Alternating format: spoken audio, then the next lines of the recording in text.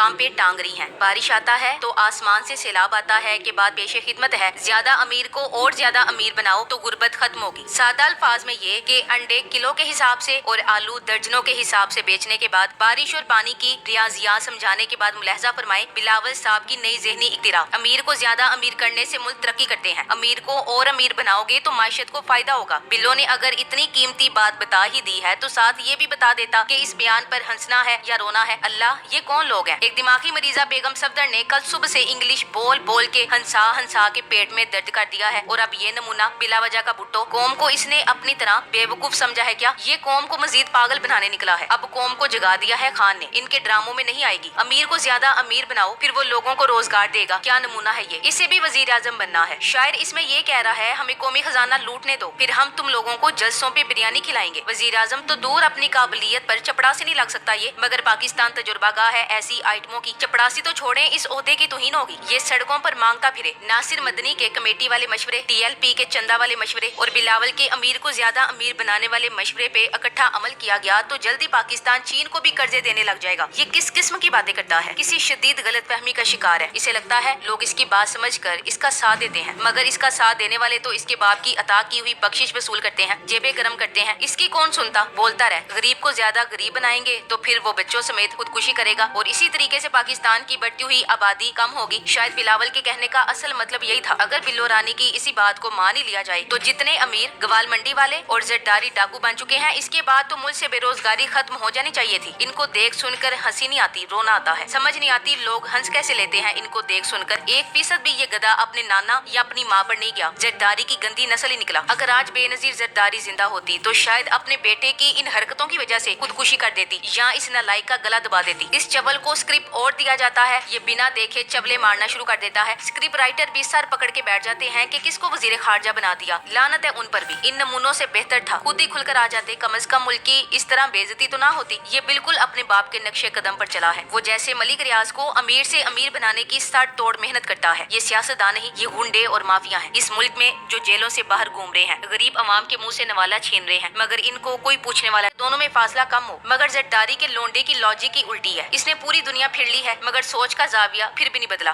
कि अमीर को और आप अमीर बनाएंगे तो फिर वो शायद ज्यादा लोगों को रोजगार दिलवाएगा और इसी तरीके से पूरा मईशत को फायदा होगा। जब सारी जिंदगी अब्बा ने हराम खिलाया है तो अकल कहाँ से होगी? सोच किधर से दुरुस्त होगी? ये सबको गुलाम समझते हैं। सारी दौलत और ताकत इनके पास हो और अवाम इनकी नौकरी भी नहीं बल्कि